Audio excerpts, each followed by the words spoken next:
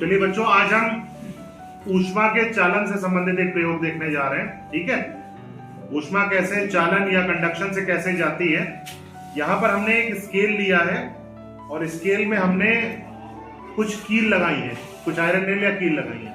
ठीक है, हमने आपको बताया था कि जो ऊष्मा संचरण की चालन विधि होती है उसमें कोई भी अणु जो है अपना स्थान नहीं छोड़ता, बल्कि अपनी ऊष्मा बगल वाले अणु को दे देता है। यही चीज यहाँ पे देखेंगे। हमने आपको उदाहरण के तौर पे बताया था कि हम आपको एक टॉफी देंगे, फिर आप बगल वाले को टॉफी देंगे और टॉफी को बगल वाले को देंगे, इस तरह से पूरे क्लास को टॉफी मिल जाएगी। तो वही चीज यहाँ पर भी हम देखते हैं।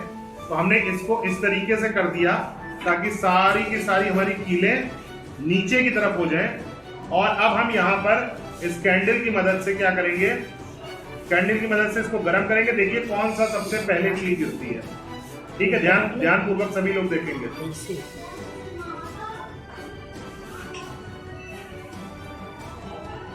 कील आप लोगों को दिख रही होगी।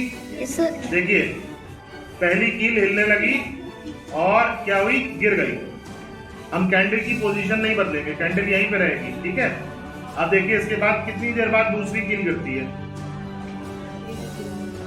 दूसरी कील हमने कैंडल को नहीं हिलाया बिल्कुल भी। ठीक है, अब देखिए क्या तीसरी कैंडल भी गिरेगी, तीसरी जो कील है वो भी गिरेगी। कैंडल अपनी जगह पे है, कील दो गिर चुकी है। अब इससे आप क्या समझ रहे हैं कि यहाँ पे अणु जो है अपनी ऊष्मा बगल वाले अणु को दे रहे हैं। तो जो ये देखिए तीसरी कील भी हमारी गिर गई है। ठीक है, और इसी प्रकार से जब इसकी ऊष्मा यहां तक पहुंचेगी, अणु अपनी ऊष्मा बगल में देते चल रहे बगल वाले जो है अणु को, और जब ये यहां तक पहुंचेगी तो ये वाली कील भी इसी प्रकार से हमारी गिर जाएगी।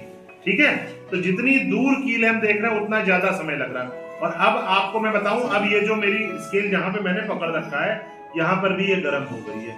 इसका मतलब धीमे धीमे उस कोने पे जो हमने कैंडल पकड़ रखी उसकी ऊष्मा धीमे धीमे करते हुए अब मेरे हाथों तक भी पहुंच रही है। ठीक है, तो ये हमारा प्रयोग था ऊष्मा की चालन, या इसको इंग्लिश में कंडक्शन ऑफ हीट कहते हैं। ठीक है, समझ गए। चलिए